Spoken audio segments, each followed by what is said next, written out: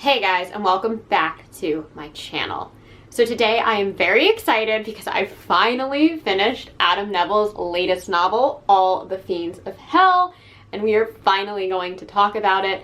I do want to apologize for this week's kind of sporadic uploading of videos. I'm still trying so hard to get to 2 videos every single week, but I'm actually in the process of opening my own bar with my husband right now.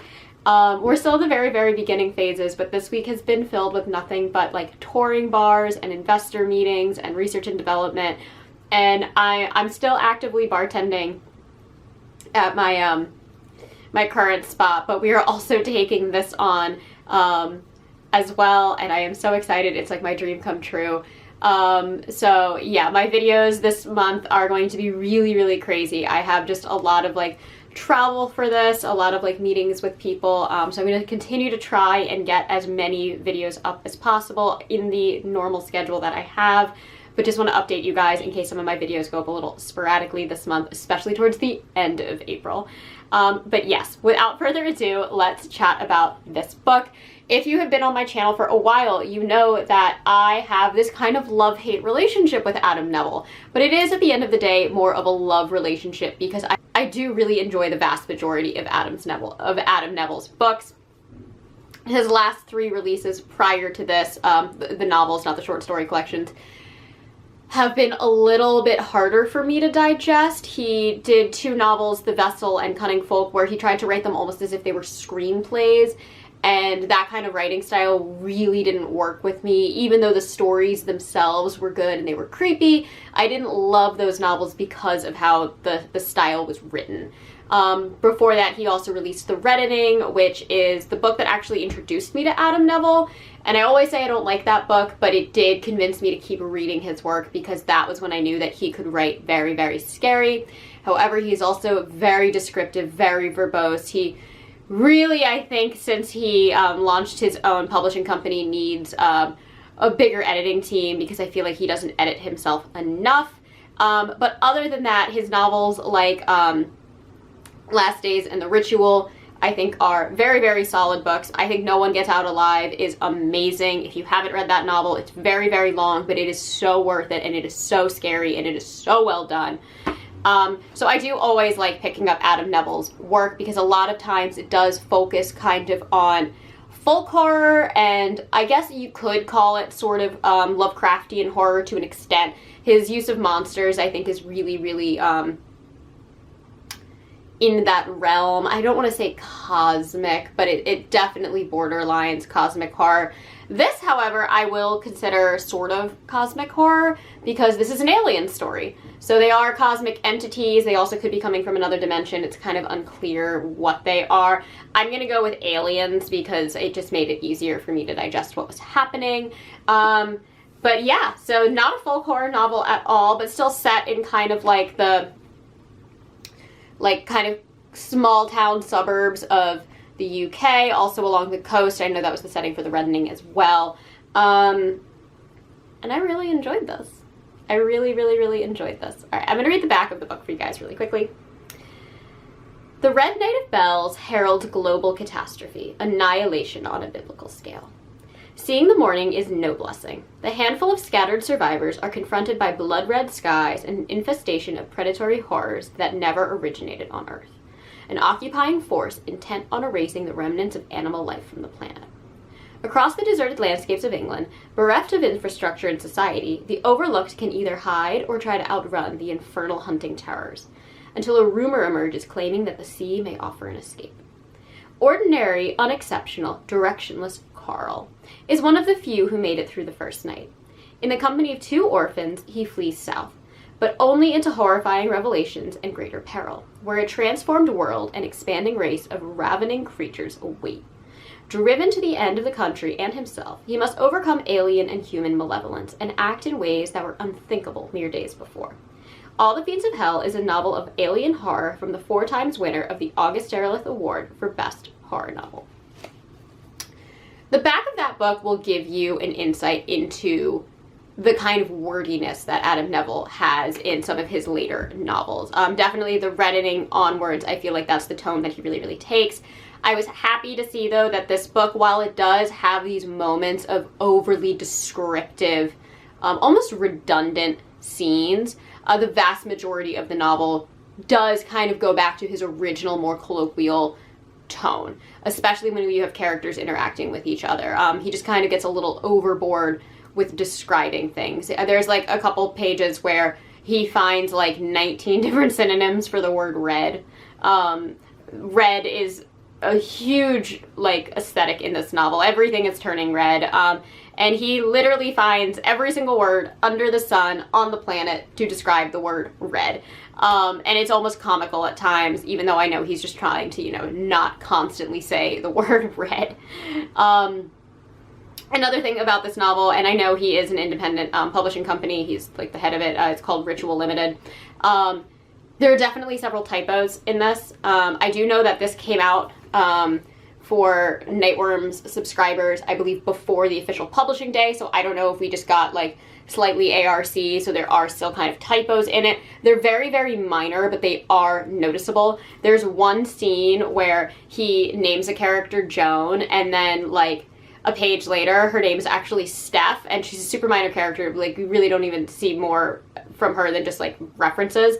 But she's also married to a man named Jeff, and I was like, Jeff, Steph, like, that's funny. And then I was like, wait, I thought her name was Joan a page ago, and then I checked, and like little tiny errors like that, which are something that grinds my gears. But when you are Adam Nevill and you were running your own company and you were writing your own works and you were still delivering novel after novel after novel every single year, I understand that there's going to be typos, more so than if you were on like a large, like Penguin, Tor Nightfire kind of publishing company. So I understand that. It bothers me, but I do understand that, but it is there. So let's talk about the actual story here. Carl is, in theory, such an unlikable protagonist, and yet you really, really like him, which I really, really enjoyed. I feel like if he was just an average Joe in the world, he'd be kind of this like loser ex-husband who's not really doing anything with his life, like kind of lied about wanting kids and then like allowed it to like dissolve his marriage. Like, he's not the greatest dude before the apocalypse. You love him after the apocalypse. And it's his like kind of self-doubt and like awareness of how he had so many shortcomings before the apocalypse that really drive him to be such a likable character afterwards. And I thought that was a really, really fun way to have this kind of like average Joe as our quote-unquote hero. With all apocalypse stories, it is the juxtaposition of the monsters, whether they're zombies or in this case aliens, that come down and wipe out humanity versus the kind of humans who survive that are wicked. Those are our two enemies against Carl and the two orphans that he befriends along his journey. And just as in every single apocalyptic story, it is the person who is the survivor that is not the alien, not the zombie, that is the one that is truly, truly, truly, truly, truly terrifying. I will say this book alludes to a few trigger warnings, but it is only alluded to. It does not actually happen. I just want to put that out there in case you were reading the book and you get to the scene with Haley and Bob. I just want you to know that if you're like somebody who's sensitive to certain things like that, it doesn't happen. Nothing will be described in the book. It is literally alluded to.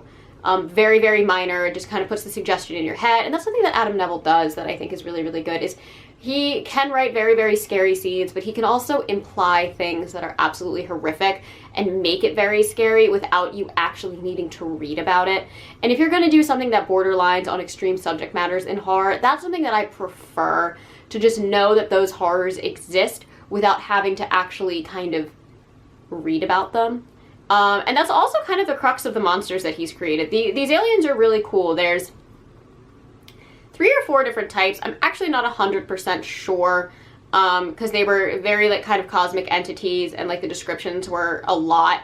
But I thought there were 4, and then at the end he like mentioned that there were 3. I don't know if that was a typo or whatnot, but there's this kind of like red alien thing, this like white kind of wormy alien thing. There's like a white bat alien thing, and then what I'm just going to refer to as the king, which in my mind just looked like Godzilla. I don't think it does, but that's just how I imagined it. So they're these really cool, very descriptive monsters, but what's awesome about them is kind of like in Bird Box, you can't really see them unless they're under red lighting. Like, you're protected by the light of the sun, and you're protected by like artificial light, like indoor lighting, and so they need to be under this red sun, very, very a la like Superman and Kryptonite and like the Kryptonian sun and all that.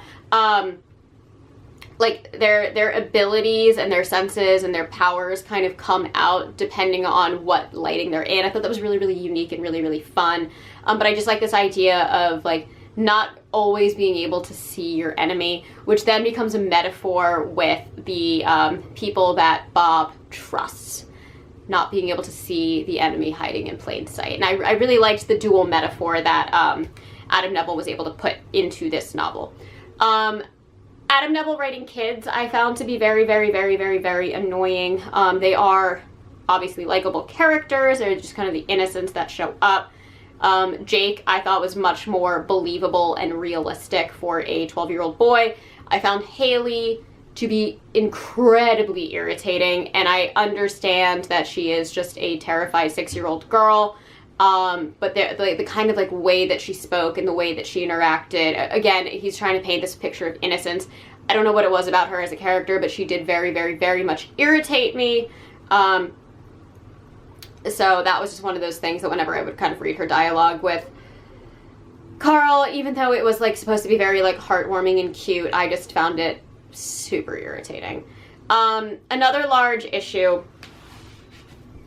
that I had with this novel is there is one major scene in the hotel between Carl and Bob that had Carl just done what he was thinking of doing, the whole rest of the novel wouldn't have to be as sad and tragic and messed up and crazy as it ends up being. It was like one mistake and he really, really thinks about doing it, and there's no explanation as to why he doesn't follow through with what he is going to do. And it just bothered me so much. Like, why even point that scene out if you are not going to follow through with it? And then he never really looks back on that moment and goes, oh wow, had I done that, none of this would have happened. Again, Carl is not your like Cillian Murphy 28 Days Later survivor. He really is just this average Joe, this 40-year-old divorced man who just recovered from the flu, super down on his luck, all of a sudden painted as the hero of the story. And I do applaud Neville for allowing him to actually be that type of person in this situation. He doesn't have the superpowers. He doesn't come up with the super strength. He makes a lot of mistakes. He makes a lot of mistakes. But again, he is so compelling to read about. But that one scene really bothered me because I was like, ooh, I just kind of wish it had been written a little bit differently. Almost like it was more of like a ships in the night. Like the opportunity should have been there, but wasn't. But the fact that the opportunity was so there really bothered me. And just like tiny, tiny, minor plot holes I could pluck out of this novel and just be like, I don't know if that would actually happen. But the overall story I thought was a really cool adventure. I have read so many apocalyptic stories. I have seen so many end of the world movies. And a lot of this novel falls into a lot of those traditional cliches. However, it was, at the end of the day, a breath of fresh air, I think, to navigate the story the way he did. I felt like the stakes of this were so much more extreme too. It's not just like outlasting the zombies or being able to stay where you are and, you know, create like rebuild a society for yourself. It really is this consistent, continuous barrage of destruction against humanity, and there's really only one place to get to, and if you are not equipped to get there, you are so out of luck. And I thought the stakes being so much more elevated were great. I loved Carl's acceptance that he was like, I don't think I'm going to make it through this because what we are dealing with is so harsh and so reoccurring and taking out everybody.